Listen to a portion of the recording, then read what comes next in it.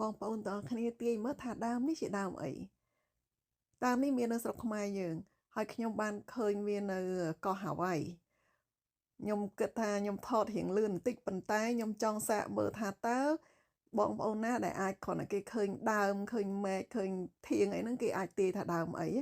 ចាផ្លែឈើនេះគឺភាគច្រើនប្រជាជនខ្មែរយើងចូលចិត្តពេញនិយមណាស់ក្លុកអំបិលម្ទេសឆ្ងាញ់ណាស់នេះគឺខ្ញុំដើរចូលទៅលេងវៃមៀ